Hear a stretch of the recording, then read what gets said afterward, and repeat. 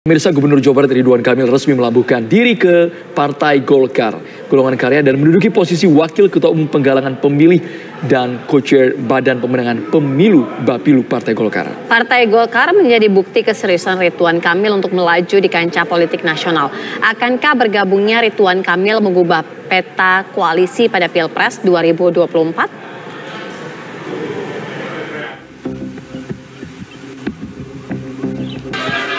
Menjelang tahun politik 2024, lika-liku perjalanan menuju istana dari para tokoh di negeri ini semakin menarik untuk dicermati.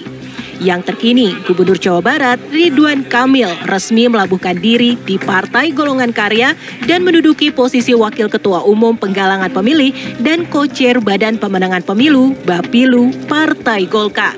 Ridwan Kamil termasuk salah satu kepala daerah yang memiliki hasil survei baik dalam sejumlah lembaga.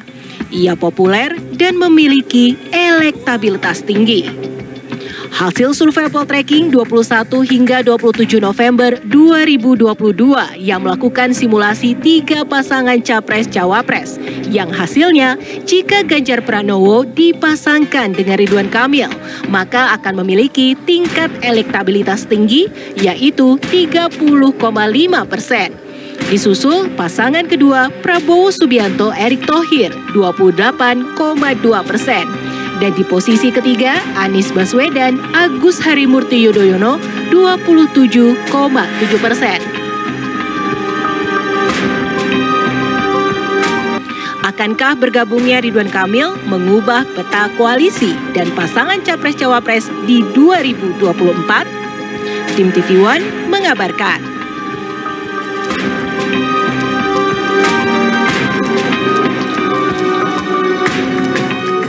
Gubernur Jawa Barat Ridwan Kamil membuat gebrakan dengan masuk menjadi anggota Partai Golkar di tengah maraknya persaingan Capres-Cawapres Pemilu 2024.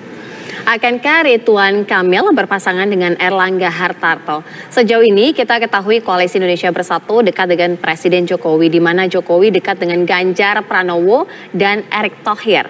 Lantas mungkinkah Ridwan Kamil akan dipasangkan dengan Ganjar atau Erick lewat kendaraan politik Koalisi Indonesia Bersatu?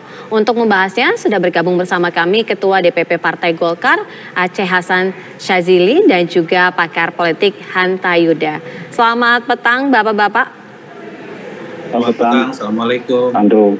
Waalaikumsalam warahmatullahi wabarakatuh. Kita dengarkan dari Mas Hanta. Mas Hanta, hitung-hitungan politiknya akan seperti apa nih ketika RK sudah bergabung bersama dengan Partai Golkar seperti yang dipasangkan oleh Ganjar gitu, artinya sudah cukup tinggi sekali. Kemudian juga bagaimana juga ketika RK dipasangkan dengan Erick Thohir dan lain sebagainya. Mas Hanta. Ya, cara begini, menurut saya bergabungnya RK ke Golkar ini adalah kabar baik sekali buat Partai Golkar. Tetapi sekaligus kabar kurang baik untuk mengganti kabar buruk bagi potensi Pak Erlangga untuk bertarung di 2024. Kenapa ini menjadi kabar baik bagi Golkar? Karena kita tahu Golkar, Kang Aceh, berdasarkan data survei, memang relatif stagnan perolehan elektabilitasnya. Kemudian cenderung di bawah perolehan Pileg 2019 yang lalu. Karena itu Golkar membutuhkan injeksi elektoral, dibutuhkan figur ID di saat figur kuat untuk kita tahu Nasdem ada Anies Baswedannya, kemudian Prabowo dan Gerindranya, Ganjar dengan PD Perjuangannya, Golkar Pak Erlangga dengan data yang ada tidak begitu kuat, sehingga dibutuhkan figur baru. Nah, munculnya RK ini menurut saya memberikan kabar baik, potensi prospek Golkar yang cukup baik ya, potensial. Dan kita tahu di saat yang sama, kita tahu di 3 pulau Jawa lumbung suara elektoral itu, Jawa Timur adalah biasanya dikuasai oleh PD Perjuangan dan PKB, Jawa Tengah itu sudah kandangnya PD Perjuangan, nah Jawa Barat biasanya dinamis, bisa berganti, dan Golkar memilih Kang Emil yang berbasis Jawa Barat, saya kira ada pilihan yang strategis dan tepat untuk memenangkan Jawa Barat bagi Partai Golkar, gitu. Tetapi juga antar Golkar dan RK ini menurut saya simbiosis politik mutualisme, menguntungkan kedua-duanya, baik kelembagaan Golkar maupun bagi Kang RK. Karena Kang RK butuh kendaraan politik, baik di Pilpres misalnya punya potensi sebagai cawapres atau capres sekalipun, kemudian juga potensi akan maju lagi sebagai gubernur misalnya kalau tidak di Pilpres. Sudah ada kendaraan besar dan seksi namanya Golkar.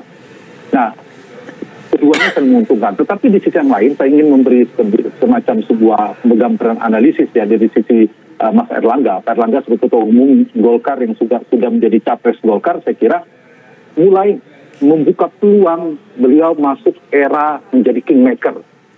Kalau kemudian RK menjadi simbol figur baru yang akan ditarungkan oleh Partai Golkar. Itu kabar kurang baik secara potensi prospek Pak Erlangga menurut saya. Itu yang harus diantisipasi. Kedua-duanya, baik sebagai capres, kalau kemudian lewat posisi capres-cawapres diambil oleh Kang RK, kemudian posisi ketum juga itu terancam. Itu prospeknya. Kalau membaca dari sisi Golkarnya, karena kita tahu Golkar, kecuali Pak Erlangga sudah memutuskan seperti Pak Surya Paloh. Pak Surya Paloh memang kingmaker di Partai Nasdem. Dan beda, di Nasdem itu relatif dia lebih independen dengan kekuasaan atau orang sedang berkuasa. Sehingga tidak ancaman Anies untuk mengambil ketua umum Nasdem berbeda dengan di Golkar. Nah, kalau di Golkar itu potensi besar. Kalau RK kemudian menjadi kandidat Golkar, maka saya memprediksi kemungkinan ketua umum Golkar pun akan lepas. Itu dari sisi kalau Pak Erlangga kemudian tidak running. Tapi kalau ini siapa yang akan bisa mengendalikan ya. Tapi kalau Pak Erlangga yang lebih tepat mengendalikan, kemudian Pak Erlangga tetap tarung di Pilpres, kemudian RK hanya kemudian menjadi vote-getter atau pengumpul suara Golkar, maka Pak Erlangga lah yang akan saya kira mendapatkan insentif secara elektoral lebih besar.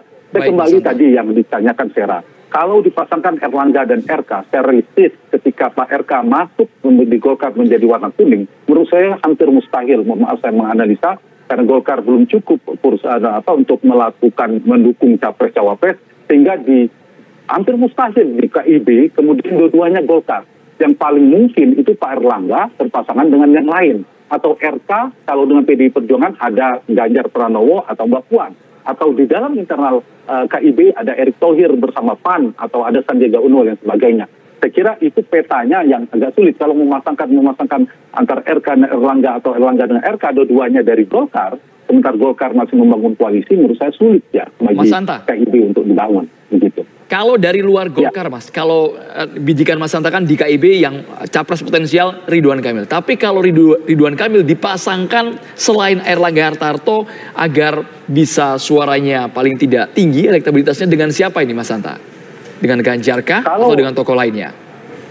Kalau Ridwan Kamil sebagai cawapres, saya kira cukup seksi. Ada figur-figur capres yang cukup kuat. Di sana ada Ganjar Pranowo, ada Anies Baswedan, dan ada Prabowo Subianto. Golkar bisa ketiga-tiganya. Kita tahu Golkar punya jam terbang tinggi soal berkoalisi juga. Nah, tetapi dengan Ganjar tentu bertarung dengan nama-nama lainnya. Yang ada kedekatan dengan Pak Jokowi juga, di KIB juga ada Pak Erick Thohir, ada Mas Sandiaga Uno, ada Mbak Puan Maharani sendiri dan Kang RK. Bertarung 4 orang ini untuk menjadi wakilnya Mas Ganjar.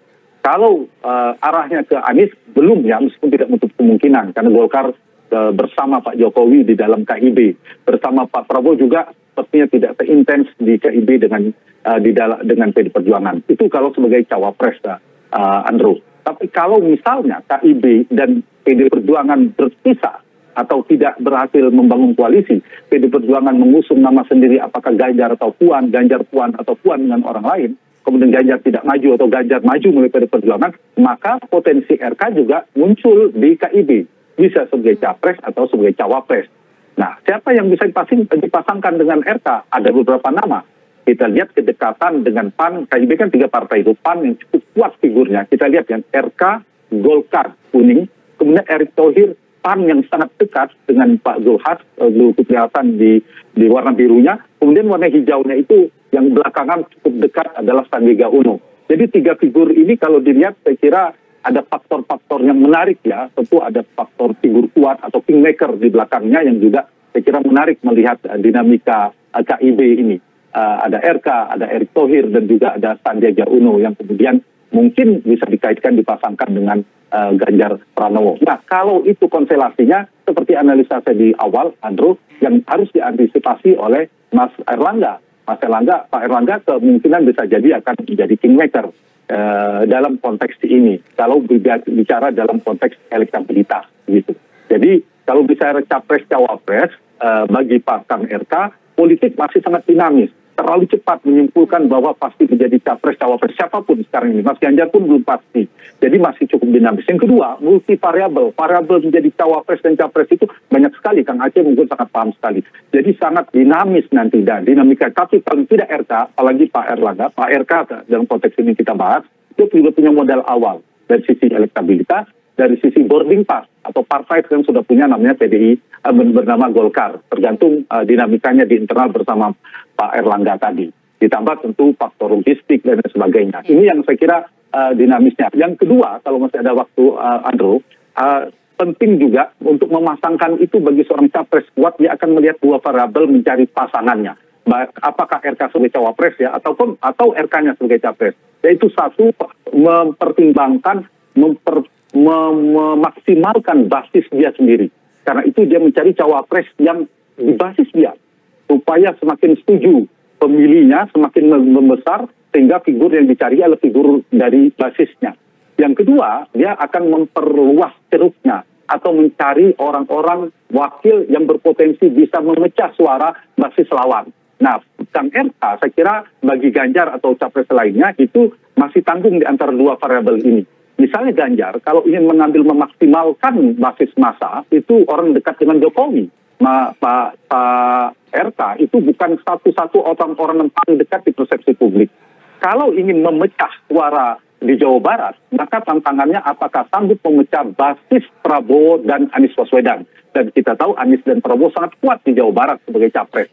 Nah, itu yang menjadi tantangan. Kalau kemudian sebagai cawapres Ganjar tidak kuat memecah suara itu, maka Ganjar lebih realistis mengambil Anies sekalian atau Prabowo sekalian. Mereka berpasangan siapa menjadi capres cawapres.